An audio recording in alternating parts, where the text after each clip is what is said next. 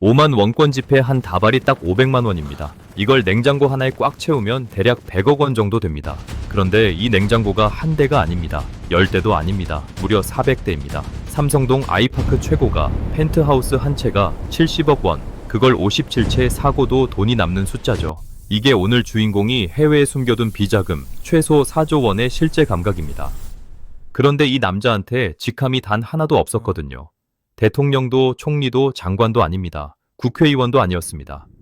공식 기록에 이름조차 제대로 안 올라온 남자. 선거에 한 번도 안 나갔고 공개 연설을 단 한 번도 안 했고 외국 정상과 공식적으로 악수한 기록조차 없는 그 남자가 지난 3월 8일 이란의 제3대 최고 지도자 자리에 앉았습니다. 아버지 알리 하메네이가 미국과 이스라엘의 정밀 폭격에 폭사한 지 딱 8해 만입니다.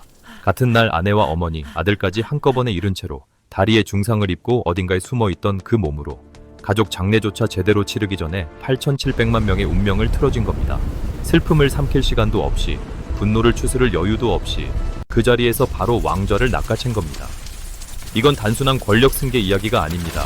평생 유령처럼 숨어서 어떻게 4조 원을 쌓았는지, 직함 하나 없이 이란 전체를 어떻게 소나귀에 넣었는지, 그리고 지금 이 순간 그가 내뱉은 말 한마디가 왜 우리 기름값을 올리고 전 세계 암호화폐 시장을 발칵 뒤집어 놓고 있는지 지금부터 그 전말을 처음부터 끝까지 시원하게 털어드리겠습니다. 시간을 조금 거슬러 올라가 보죠. 1979년 이란입니다. 팔라비 왕조가 무너지고 이슬람 혁명이 거리를 불태우던 그 해. 우리나라로 치면 박정희 대통령 서거 직후처럼 나라 전체가 한순간에 뒤집어진 시기입니다. 그 혼돈 한복판에서 9살짜리 모즈타바는 아버지 알리 하메네이가 혁명 선봉에 서는 걸 두 눈으로 직접 봤습니다. 총구 앞에서 누가 살아남고 권력이 어디서 나오는지 그 냉혹한 공식을 9살의 피부로 새긴 겁니다. 그리고 딱 9해가 지났습니다. 18살 모즈타바는 대학 대신 총을 들었습니다. 이란 이라크 전쟁 1980년대 중동에서 가장 참혹했던 그 참호 속으로 자원해서 뛰어든 겁니다. 왜 하필 전쟁터였을까요? 단순한 애국심으로 보기엔 결과가 너무 계산적입니다. 그 참회에서 함께 피를 흘리며 살아남은 전우들이 수십 년 뒤 어디 있었는지 보면 답이 나옵니다. 혁명수비대 사령관, 이란 정보부 수장, 사법부 최고 책임자. 이란이라는 나라를 실질적으로 움직이는 세 개의 축이 전부 그 참호 출신들이었거든요. 18살 소년이 전장에서 피로 맺은 인맥이 훗날 4조 원짜리 제국의 기초공사가 된 겁니다. 이걸 단순한 우연이라고 볼 수 있을까요? 참호라는 공간이 어떤 곳인지 한번 생각해 보십시오. 죽음이 코앞에 있고 내일이 없을 수도 있는 그 좁은 구덩이 안에서 함께 버텨낸 사람들 사이에는 어떤 인맥이 생기겠습니까? 학연도, 지연도, 돈도 아닙니다. 피로 맺은 신뢰입니다. 이 나라에서도 군동기 인맥이 얼마나 끈끈한지 아시잖아요. 이란 혁명수비대는 그게 더 극단적으로 작동하는 조직입니다. 함께 죽을 뻔한 경험을 공유한 사람들이 수십 년 뒤 나라의 심장부에 앉아 있었고 그 중심에 모즈타바가 있었던 겁니다. 나이는 가장 어렸지만 아버지의 아들이라는 이름 하나로 그 네트워크의 허브가 될 수 있었습니다. 전쟁이 끝나자 모즈타바는 완전히 다른 전략을 택했습니다. 무대 뒤로 완전히 사라진 겁니다. 대중 앞에 나서지 않았고 연설대에 오르지 않았습니다. 대신 아버지의 집무실 깊숙한 곳에 자리를 잡았습니다. 그가 맡은 역할은 딱 하나였습니다. 최고 지도자에게 올라가는 모든 보고서, 모든 정보, 모든 청탁을 한 번 더 걸러내는 최종 문지기. 아버지가 보는 세상 자체를 아들이 설계하고 편집하는 구조였던 거죠. 이건 단순한 비서 자리가 아닙니다. 이란 전체의 정보 흐름을 틀어쥔 실질적 지배자였습니다. 상상해 보십시오. 대통령 비서실장이 올라오는 모든 보고서를 마음대로 골라내고 버릴 수 있다면 그 사람이 사실상 대통령 아닐까요? 모즈타바가 딱 그 자리에 있었던 겁니다. 직함은 없지만 권력의 실핏줄 전체를 본인 손으로 쥔 채로 국제사회에서 그는 존재하지 않는 인물이었습니다. 외국 정보기관들이 이란 권력 구조 분석 보고서를 쓸 때 모즈타바라는 이름은 각주에조차 제대로 안 올라오는 수준이었거든요. 하지만 이란 내부 고위층 사이에서는 이런 말이 공공연하게 돌았습니다. 하메네이 최고 지도자에게 무언가를 전달하려면 반드시 모즈타바를 먼저 통과해야 한다고. 겉으론 아무것도 없어 보이는데 안에는 전부 들어있는, 평생 유령처럼 숨어 있었지만 이란 전체가 그의 손 안에서 움직이는 구조였습니다. 그 사이 그의 손이 다른 곳에서도 조용히 움직이고 있었습니다. 핵심 인물이 한 명 있습니다. 알리 안살리입니다. 이 남자는 모즈타바의 자산을 전 세계에 쪼개서 심어놓은 금고직이었습니다. 안살리는 이란 국적을 버리고 다수의 유럽 국가에 거주 이력을 만들어 두었습니다. 한 나라에서 추적이 시작되면 다른 나라 법인으로 넘어가는 방식, 마치 여러 개의 탈출구를 미리 뚫어둔 미로 설계자였습니다. 영국 당국이 그를 수배했을 때 그는 이미 세 번째 법인 명의로 스페인에 있었습니다. 수법이 정교했습니다. 국적이 불투명한 유령 법인을 수십 개 세우고 그 법인들을 다단계 구조로 연결해서 돈의 출처를 끊어버립니다. 중간중간 암호화폐 믹서를 끼워 넣어서 추적 자체를 불가능하게 만드는 구조입니다. 이 방식이 얼마나 촘촘했냐면 영국 파이낸셜 타임스와 블룸버그가 수년간 추적해서 겨우 일부만 끄집어냈을 정도입니다. 실제로 이 구조를 역추적한 분석가들이 이렇게 표현했습니다. 마치 양파 껍질을 벗기는 것 같다고. 법인 하나를 파면 그 안에 또 다른 법인이 나오고, 그 법인을 파면 신탁 계좌가 나오고, 신탁 계좌를 파면 암호화폐 지갑으로 연결이 끊겼습니다. 돈의 흐름을 따라가다 보면 어느 순간 벽이 나타나는 구조. 이걸 수십 년 동안 한 번의 실수도 없이 유지했다는 게 소름 끼치는 겁니다. 금융범죄 전문가들 표현을 빌리면 이건 개인의 탐욕이 아니라 하나의 금융 인프라였습니다. 그렇게 드러난 자산 목록이 충격적입니다. 런던 고급 주택가 저택 여러 채, 팰리스 그린 6층 7층 듀플렉스 아파트, 독일 프랑크푸르트 힐튼 호텔, 스페인 마요르카 럭셔리 리조트, 한국으로 치면 강남구 도산대로 블록 하나를 통째로 사들인 수준이에요. 그것도 본인 이름 한 줄 안 올리고 유령법인 뒤에 전부 숨긴 채로. 이 중에서 가장 소름 돋는 물건이 있습니다. 팰리스 그린 아파트입니다. 창문을 열면 50m 앞에 이스라엘 대사관이 보이는 그 자리. 이란과 이스라엘은 대놓고 서로 적국입니다. 그런데 그 적국의 외교관들이 매일 드나드는 건물을 내려다보는 위치에 모즈타바의 자산이 조용히 박혀 있었던 겁니다. 영국 보안당국이 이 위치를 두고 상시 감시 플랫폼이라고 공식 규정한 게 이유가 있는 거죠. 여기서 질문 하나 드리겠습니다. 안전하다. 국민들한테 매일같이 서방은 악마라고 외치던 입으로 자기 돈은 그 악마의 땅에 싹 다 숨겨두는 게 가능한 일일까요? 가능했습니다. 수십 년 동안 한 번도 들키지 않고 4,400억 원 규모로 추산되는 암호화폐 자산만 따로 있습니다. 비트코인 수천 개 단위의 물량입니다. 거기에 부동산, 호텔 자산까지 합하면 블룸버그 추산 최소 4조 원, 이란의 연간 교육 예산이 약 7조 원 수준인데 나라 교육 예산의 절반 이상을 혼자 해외에 빼돌린 셈입니다. 이란 국민들이 빵 한 조각 못 사서 거리에서 시위할 때 그 돈은 런던 창가에서 조용히 이스라엘 대사관을 내려다보고 있었던 거죠. 이게 모즈타바가 수십 년에 걸쳐 쌓아 올린 그림자 제국의 실체였습니다. 그리고 이 완벽해 보이던 구조가 단 하루에 박살 나는 날이 찾아옵니다. 아무도 예상 못한 방향에서 아무도 막을 수 없는 방식으로 칼이 들어온 겁니다. 2026년 2월 28일 새벽이었습니다. 미국과 이스라엘의 합동 정밀 공습, 아버지 알리 하메네이가 폭사했습니다. 거기서 끝이 아니었습니다. 같은 날, 같은 공격에 모즈타바의 아내와 어머니, 아들까지 한꺼번에 목숨을 잃었습니다.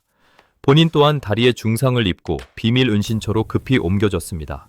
단 하루에 가족 4명을 잃고 부상당한 몸으로 어딘가에 숨어있는 상황. 이 남자 이제 끝났다고 생각하셨습니까? 3월 8일 딱 여드레 뒤입니다. 모즈타바 하메네이가 이란의 제3대 최고 지도자로 공식 선출됩니다. 가족 장례식도 차에 끝나기 전이었습니다. 피가 아직 마르지도 않은 왕좌에 올라앉은 거죠. 수십 년간 그림자 속에서 살았던 남자가 가장 환한 무대 중앙으로 걸어 나온 겁니다. 그것도 다리에 붕대를 감은 채로. 이 장면 하나가 이 남자가 어떤 인물인지를 가장 잘 보여줍니다. 평생 숨어서 쌓아온 것들이 하루아침에 무너졌는데 그 잔해 위에서 가장 먼저 한 게 권좌를 차지한 거였습니다. 그가 자리에 앉자마자 처음으로 꺼낸 카드가 뭔지 아십니까? 군사 카드였습니다. 호르무즈 해협 봉쇄 가능성을 공개적으로 암시했습니다. 호르무즈가 어떤 곳인지 잠깐 짚고 가겠습니다. 전 세계에서 하루에 소비되는 원유의 약 20%가 통과하는 바닷길입니다. 이 해협의 폭이 가장 좁은 구간이 딱 48km입니다.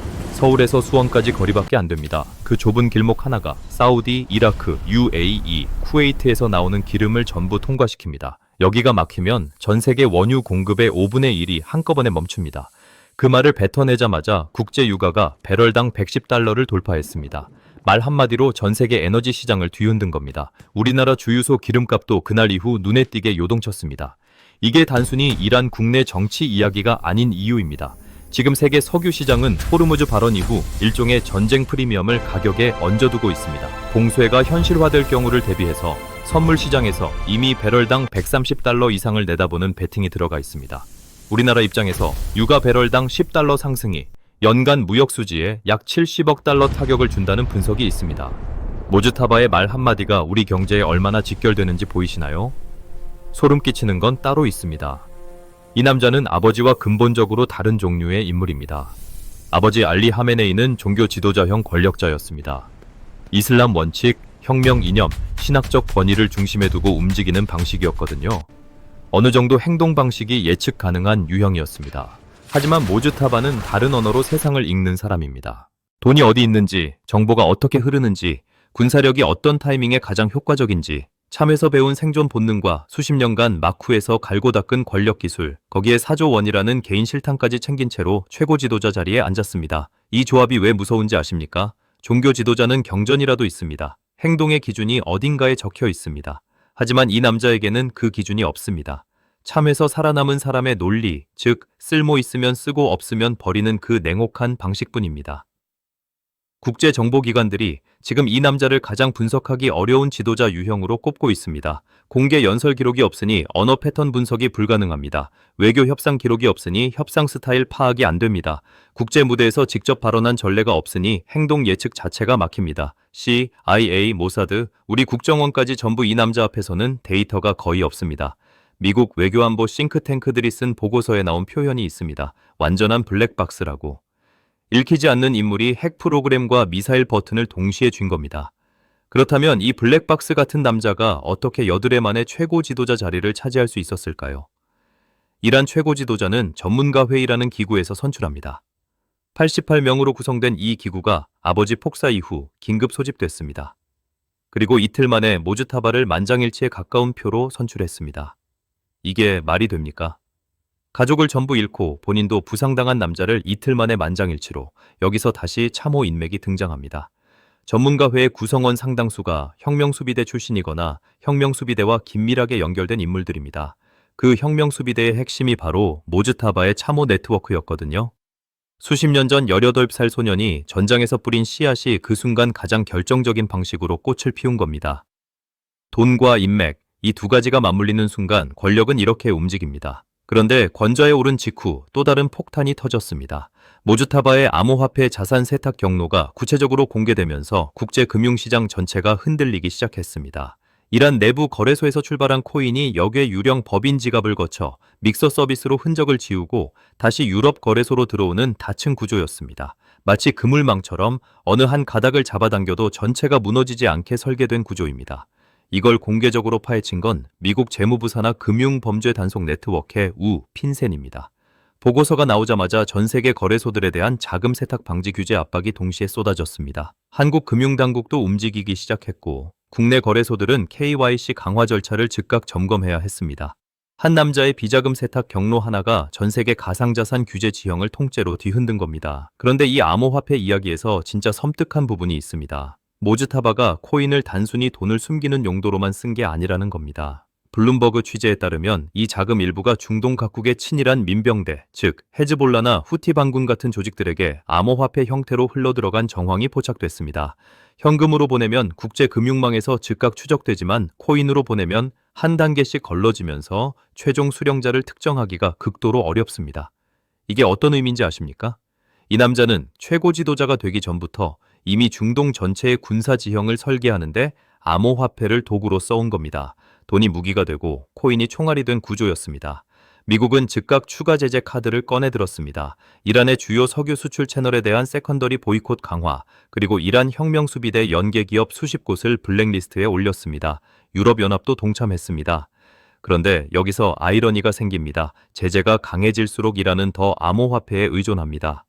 달러 결제망을 쓸 수 없으니 코인으로 우회하는 겁니다. 모즈타바가 수십 년간 갈고 닦은 그 자산 세탁 구조가 이제 국가 차원에서 공식 채널이 돼버린 셈입니다. 제재가 그의 방법론을 검증해준 꼴입니다. 하지만 그가 가진 가장 위험한 카드는 따로 있습니다. 이란의 핵 프로그램입니다. 현재 이란은 우라늄 농축 농도 60% 수준까지 도달해 있다는 게 국제원자력기구 IAEA의 최근 발표입니다. 핵폭탄 제조에 필요한 농도가 90%라는 걸 감안하면 이미 그 문턱에 바짝 다가선 상태입니다. 아버지 시절에는 그 카드를 협상 칩으로만 써왔습니다. 그런데 모즈타바는 다릅니다. 협상보다 실행을 먼저 배운 사람입니다. 참회에서 생존하려면 말보다 행동이 빠른 사람이 살아남거든요. 이 남자가 핵카드를 어떤 방식으로 쓸지 전 세계 안보 전문가들이 지금 이 질문 하나에 매달려 있습니다. 그런데 이 모든 권력과 돈 앞에서도 살 수 없는 것이 있었습니다. 세계 최고 부촌에 저택을 박아두고 호텔을 사들이고 암호화폐를 굴리던 남자. 하지만 그 모든 돈이 아내 1명, 어머니 1명, 아들 1명을 지키지 못했습니다. 폭격 한 방에 가족이 전부 사라졌습니다. 평생 유령으로 숨어 살면서 권력의 꼭대기를 향해 달려온 대가치고는 너무 잔인한 청구서입니다. 돈도 권력도 어떤 것도 그 빈자리를 채울 수 없습니다. 그렇다면 지금 우리는 이 남자를 왜 알아야 할까요? 세 가지입니다. 첫 번째는 에너지입니다. 앞서 말한 호르무즈 해협, 그 전 세계 에너지의 목줄을 지금도 쥐고 흔들고 있습니다. 지금 이 순간에도 해협을 통과하는 것은 일반 유조선이 아닙니다. 이란의 무긴 아래 움직이는 중국의 그림자 함대와 이란의 검은 석유뿐입니다. 우리나라는 원유 수입 의존도가 사실상 100%라서 기름값 상승은 곧바로 물가와 금리에 충격을 줍니다. 에너지 관련 ETF나 정제 마진 수혜주들을 한번 들여다봐야 할 시점입니다. 두 번째는 가상자산입니다. 핀셈 보고서 이후 글로벌 거래소 규제 강화는 당분간 멈추지 않습니다. 코인이 군사자금 이동 수단으로 활용됐다는 게 공식 확인된 이상 규제 속도는 더 빨라질 가능성이 높습니다. 코인 비중이 높으신 분들은 지금 당장 규제 리스크를 다시 계산해 보시는 게 좋습니다. 세 번째는 지정학 프리미엄입니다. 읽히지 않는 지도자가 핵 프로그램과 미사일 버튼을 동시에 쥔 상황이 길어질수록 글로벌 자금은 안전자산으로 이동합니다. 금, 달러, 미국 국채 흐름을 주의 깊게 보십시오. 이 이야기의 본질은 결국 하나입니다. 직함도 얼굴도 기록도 없이 평생 유령으로 살다가 가족을 전부 잃은 그 자리에서 신이 된 남자. 그가 다음에 무슨 선택을 하느냐가 우리 기름값을 결정하고 코인 규제 방향을 바꾸고 중동 전체 판도를 흔들 수 있습니다. 런던 창가에서 적국 대사관을 조용히 내려다보던 유령이 이제 그 나라를 향해 미사일을 겨눌 수 있는 자리에 선 겁니다. 역사상 가장 읽기 어려운 지도자 앞에서 세상이 숨을 죽이고 있습니다. 4조 원도 8,700만 명도 핵 프로그램도 아닙니다. 그 불확실성 하나가 지금 가장 큰 리스크입니다. 평생 유령으로 살아온 남자가 이제 세상에서 가장 선명한 얼굴이 됐습니다. 그 침묵이 어떤 행동으로 이어질지 아직 아무도 모릅니다. 경제는 계속 흔들리고 시장은 계속 출렁이고 우리는 계속 그 파장 안에서 살아가야 합니다. 그게 지금 우리가 이 남자를 알아야 하는 이유입니다. 오늘 이야기 도움이 되셨다면 구독과 좋아요 꾹 눌러주시는 거 아시죠? 저에게 정말 큰 힘이 됩니다. 시청해주셔서 감사합니다.